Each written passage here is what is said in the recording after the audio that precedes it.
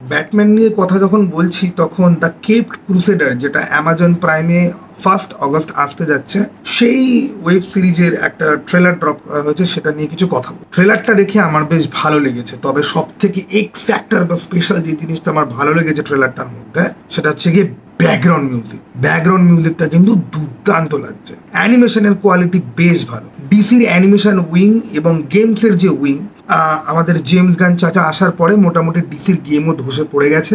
আগে যেখানে legendary game তৈরি হতো, আরখ্যাম নাইট বলি, আরখ্যাম সিটি বলি, আরখ্যাম অ্যাসাইলাম বলি, ডিসির দুটো জিনিস ছিল আনবিটেবল, গেম আর অ্যানিমেশন। আমাদের জেমস গান আসার পরে অ্যানিমেশন উইং তো পুরোপুরি ধসে গেছে। ইভেন কি জাস্টিস লিগ অ্যাপোকালিপস ওয়ারের পর থেকেই অদ্ভুত কিছু ফিল্ম আসে যেগুলো না দেখতে ভালো, না অ্যানিমেশন ভালো, না গল্প ভালো। এবং জেমস গান চাচা এসে প্রথমেই একটা অ্যানাউন্সমেন্ট করেছিল, যদিও চাচাকে এখন জিজ্ঞাসা করলে চাচা হচ্ছে বলবে এটা পুরোপুরি মিথ্যা কথা, যে ডিসিইউর গল্প নাকি গেম আর অ্যানিমেশনের মধ্যে দিয়েও কন্টিনিউ নাকি হবে। কন্ট্রোল ফ্রিকের পারফেক্ট এক্সাম্পল হচ্ছে গিয়ে এই জেমস এমসি গান, ঠিক আছে? তার সমস্ত কিছুর মধ্যে কন্ট্রোল চাই। এর আগে কিন্তু এরকম ছিল না। গেমের মতো গল্প নিয়ে এগোতো, অ্যানিমেশন অ্যানিমেটেড ইউনিভার্স নিয়ে এগোতো, যেই জন্য ডিসিইউ নিয়ে অনেক রকম প্রবলেম থাকলে পরেও কিন্তু গেম আর অ্যানিমেশনে কোনোদিন সেই ঘাত প্রতিঘাত কিন্তু আসেনি। কিন্তু সুইসাইড স্কোয়াড কিল জাস্টিস লিগ গেমটা এত বাজেভাবে ফ্লপ করেছে এবং সেটা নিয়ে এত ড্রামা হয়েছে, বা গথাম নাইট গেমটার কথাও যদি আমি বলি, এত ড্রামা হয়েছে এবং এত বাজেভাবে হচ্ছে। কোনো ড্রামা হওয়া ভালো, তাতে প্রচার পাওয়া যায়, কিন্তু ফ্লপ হওয়া কি ভালো? অবশ্যই ভালো নয়। কিন্তু ভাই জেমস গান এসছে আর জিনিসপত্র ফ্লপ করবে না, এটা কি হতে পারে? ওকে তো সব জায়গাতে নাক ঢোকাতেই হবে না।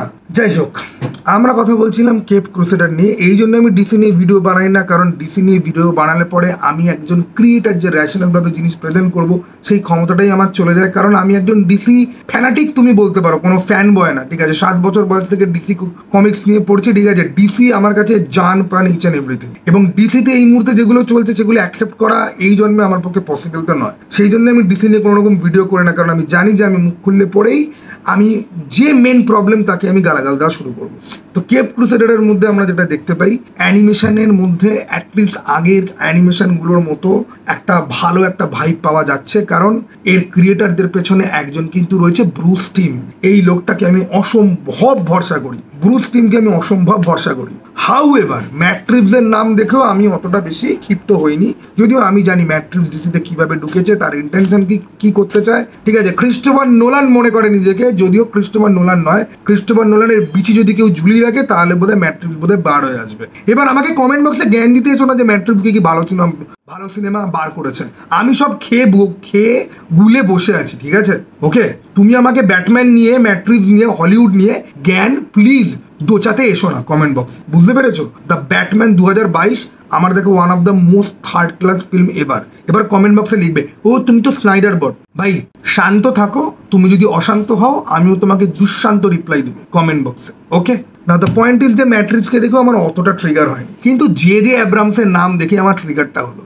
এই একটা স্ক্যামস্টার ফ্রডস্টার সালা, এর ডিসিতে এসেছিল 4-5 বছর আগে, বিভিন্ন রকম কন্ট্রাক্ট করে নাকি সে নাকি জাস্টিস লিগ ডার্ক আনবে, সে নাকি কনস্ট্যান্টাইন আনবে, সে নাকি জাটানা আনবে, সে নাকি গ্রিন ল্যান্টার্নের সিরিজ নিয়ে আসবে। সেই সিরিজের যদিও কাস্টিং হয়েছিল গাই গার্ডনার, তাকে ক্যান্সেল করে দেওয়া হলো। ফ্লিন্ট রকউইক বোধহয় ছেলেটার নাম ছিল। সেই ছেলেটা বাচ্চা ছেলে, ঠিক আছে? কিন্তু সুপারম্যানের জন্য বাচ্চা অ্যাক্টার লাগবে, আর গ্রিন ল্যান্টার্নের জন্য কি অ্যাক্টার লাগবে? গ্রিন ল্যান্টার্নের জন্য বয়স্ক অ্যাক্টার লাগবে, যাকে হলিউডে আর কেউ নেয় না। কিন্তু জেমস গান চাচা, ও বাবা তুমি আমার। নাথান ফিলিয়ন, যে সুইসাইড স্কোয়াডেও ছিল দ্য ডিট্যাচেবল কিড হিসাবে, যে জেমস গানের সমস্ত ঝাঁটের ফিল্মে ঠিক মুখ দেখানোর জন্য চলে আসে গেস্ট অ্যাপিয়ারেন্সের নামে। যদিও দেখো ভাই, এই নাথান ফিলিয়নের কিছু ভালো কাজকর্ম আছে, আই নো, কিন্তু স্টিল তার গাই গার্ডনারকে সেট ফটোতে ওয়ান অফ দ্য ওয়ার্স্ট। এবং ওইটা দেখার পর প্রচুর লোকজন আমরা লেখালেখি করেছি, রায়ান রেনল্ডসের গ্রিন ল্যান্টার্নকে গালাগালি দেওয়া কিন্তু বন্ধ করতে হবে। রায়ান রেনল্ডসের গ্রিন ল্যান্টার্নকে যতই অ্যানিমেটেড শো হোক না কেন, অ্যাটলিস্ট গ্রিন ল্যান্টার্নের মতো দেখতে ছিল। গাই গার্ডনারকে সেট ফটোতে দেখে মনে হচ্ছে কি যে ওর যে পিডোফাইল বন্ধুরা রয়েছে না, যারা ম্যাক্সটোরনে গ্রুপবাজি চালায়, যাদের সাথে ও এখনো কন্ট্যাক্ট রেখেছে বলে ওপেনলি বলার সাহস পায়, কারণ অবশ্য যে দেশের প্রেসিডেন্টই ওই রকম লেভেলের, সে দেশে আর কী হবে। তো সেখানে একে দেখে না পুরো মনে হচ্ছে, এর হেয়ার স্টাইল থেকে শুরু করে এর পুরো অ্যাপিয়ারেন্স দেখে মনে হচ্ছে, এবং ভাই প্রত্যেকে মানে হক গার্লের ড্রেস তো হাগাচোদার মতো, ঠিক আছে, মানে ব্ল্যাক অ্যাডামে হকম্যানের ড্রেস, ভাই CW-তে হকম্যান আর হকগার্লের ড্রেস এর থেকে ভালো ছিল। অ্যাটলিস্ট ওরাও জ্যাকেটই পরেছে, CW-তে সবাই জ্যাকেটই পরে, ঠিক আছে, কিন্তু অ্যাটলিস্ট সেই জ্যাকেটটাকে এমনভাবে তৈরি করা হয়েছে, যেটা ডিজাইন এমন রাখা হয়েছিল যেটা দেখে মনে হচ্ছিল যে না ভাই এটা তো ঠিকঠাক কমিক বুক মার্কা অ্যাচিভ করার ট্রাই করেছে।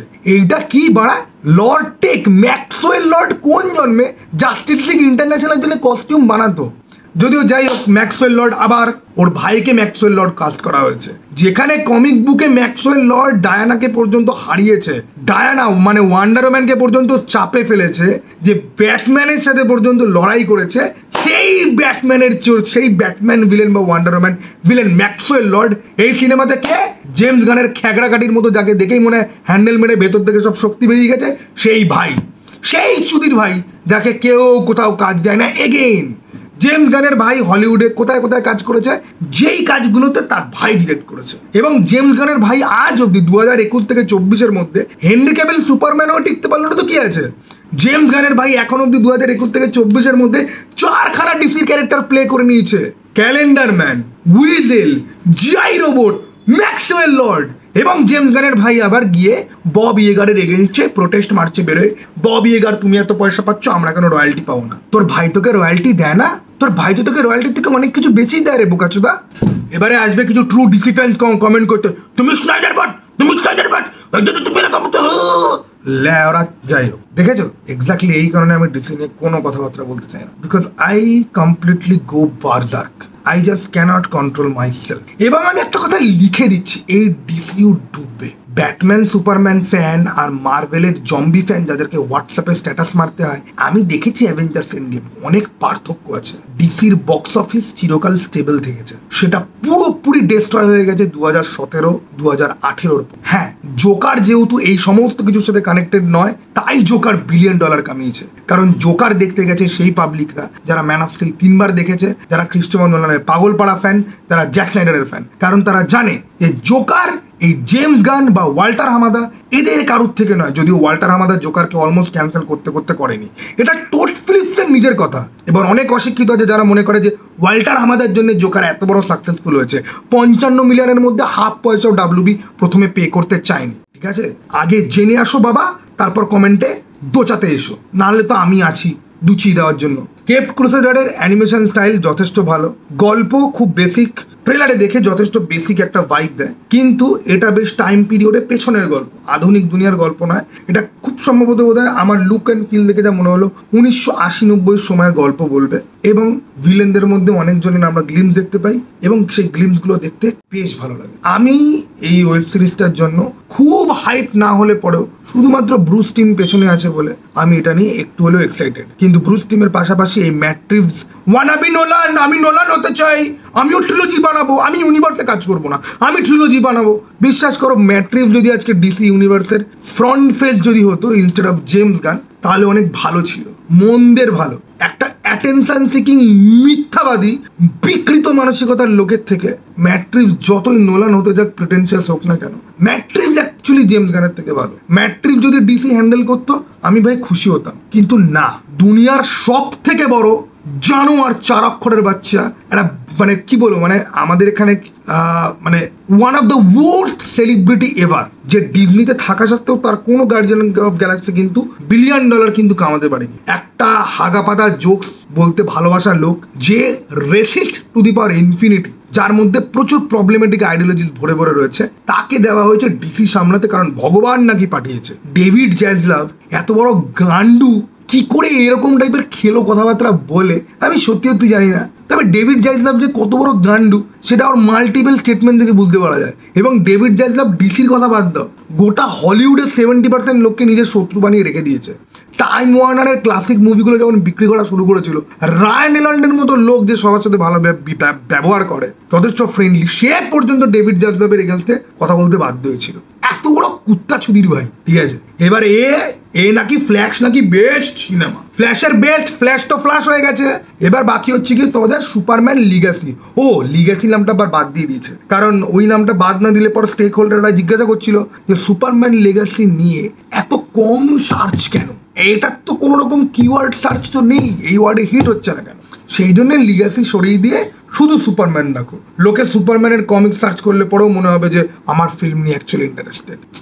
এসব ট্রিক করে যতদিন আছিস ততদিন চালিয়ে যা, যেদিনকে সময় হবে ফুটে যাবি। এমনিতেও তো ফ্রি ফল হচ্ছে, শেয়ার মার্কেট তো ধারার পড়ছে। নয় নেটফ্লিক্স নয় অ্যামাজন, কেউ ডাব্লিউবিকে আবার অ্যাকোয়ার করতে যাচ্ছে, নাহলে ডিসিকে অ্যাকোয়ার করতে যাচ্ছে। এবার কি হয় সেটাই হচ্ছে গিয়ে দেখার বিষয়। আমি যদিও পার্সোনালি চাইবো যে ইউনিভার্সাল, অ্যামাজন আর নেটফ্লিক্সের মধ্যে নেটফ্লিক্স যেন নাচ হয়, ঠিক আছে। নেটফ্লিক্স কতদূর কি করতে পারবে আই ডোন্ট নো, যদিও নেটফ্লিক্স জ্যাক স্নাইডার খুব ফ্রেন্ডলি, কিন্তু আমার নেটফ্লিক্সের ওভারঅল আইডিওলজির সাথে প্রবলেম আছে, ঠিক আছে। এরা কিছু হলে পরেই আমাকে একটুখানি দেখাতে হবে যে মিষ্টি ছেলে কিসিং টুগেদার, মিষ্টি মেয়ে কিসিং টুগেদার। তার সাথে কোনো দরকার হলেই সবাই black, everything comes in black, even person comes in black, ঠিক আছে। এ সমস্ত এজেন্ডাদারি প্রোপাগান্ডাদারি চুদির ভাইদের আমি রিয়েলি চাই না এটা ব্যাটম্যানকে হাত দিই, কারণ Batman is all about pure ideology and inspiration. তোমার প্রোপাগান্ডা টুল নেয় ব্যাটম্যান, ঠিক আছে। ব্যাটম্যান ইজ আ ফ্যাসিস্ট, শুয়োরের বাচ্চা, কাচ্চোদা। পিস মেকার নাকি ব্যাটম্যানকে জাজ করছে, মানে আমি ভাগ্য ভালো যে আমি পিস মেকার পুরো দেখিনি। আর আমি যদি কোনোদিনও অন সাইটে বিদেশে যাওয়ার যদি সুবিধা যদি পাই না, থাক, আমি এসব কথাবার্তা এখানে বলবো না। চলো টাটা ভাই, আবার যেন দেখা পাই। তোমরা কে কে এক্সাইটেড কমেন্ট বক্স খোলা আছে, লিখতে পারো। আমি জানি আমার সমস্ত কথাবার্তা অনেকের মাথার উপর দিয়ে যাবে। তোমরা হয়তো রিসেন্ট ডিসি ফ্যান হয়েছো, রিসেন্টলি ডিসি ফলো করছো, ঠিক আছে। আমার বয়স 29 বছর এবং আমি বহু 22-23 বছর ধরে আমি ডিসি নিয়ে রীতিমতো চর্চা করি, ওকে। আমার বাড়িতে সব থেকে বেশি আছে ব্যাটম্যান, ঠিক আছে। তো চলো টাটা ভাই, আবার যেন দেখা পাই।